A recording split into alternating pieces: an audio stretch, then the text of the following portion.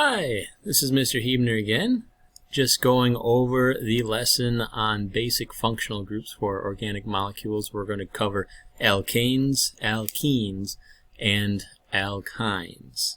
So they fall under a homologous series, which is continuing patterns of functional groups. What it means is if you have one carbon, it's going to be called meth.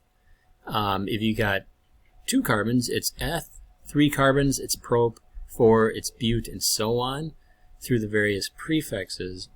And then if it's an alkane, meaning just single bonds present between carbon-carbon and then surrounded by hydrogens, then that's it's going to be an alkane, so methane, ethane, propane, butane, and so on. Let me demonstrate.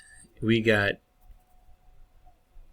something like this is methane, but then if we have 2 carbons, it is ethane,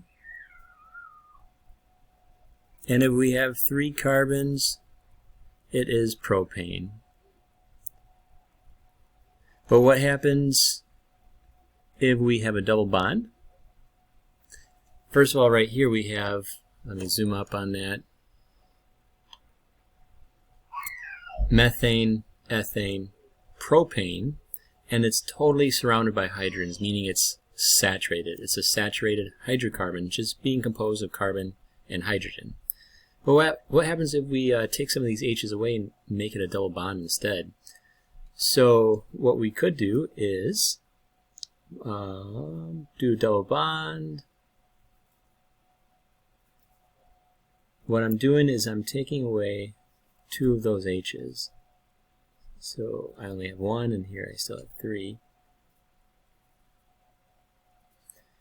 So this was methane, this was ethane, and this is propane. What we just did was we made a double bond, so we changed the ending A and E, that's an A, that's an N, that's an E, to propene. Alright, and then this one, ethane, if we take away 2 hydrogens, we now have no longer ethane, but we're going to call this ethene. And, well, for the first one, methane, we can't really have a double bond because we don't have a second carbon to double bond to. So there would not be something called methene. How about the third one, the ine? What happens if you have a triple bond? So, well, let's do this one. And we got 2 carbons, and there's going to be a triple bond. So that means 2 more of these H's are gone, and we only have 1 H each.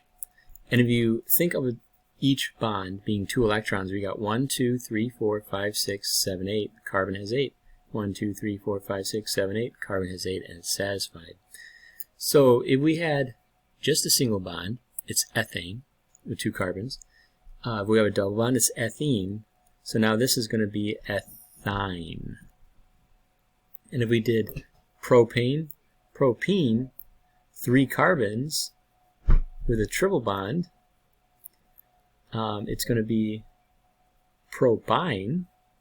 And we got 1, 2, 3, 4th one there. 1, 2, 3, 4. 1, 2, 3, 4. So it follows what's called a homologous series. Methane, ethane, propane, butane, as we increase the number of carbons. If you have a double bond in there, it's going to be methene, ethene, propene, butene, and so on. And if you have a triple bond in there, it's going to be methine, ethyne, propyne, butyne, pentyne, and so on. So those are basic functional groups where you have a saturated hydrocarbon, no double or triple bonds, all single bonds, like these. Or if you add a double bond, you got an ENE ending, and if you have triple bonds, you got a YNE ending. Are there more functional groups, and does this get crazy, and can you have multiple function groups at the same time? Yes, but this is the basics to start with. All right. That is it.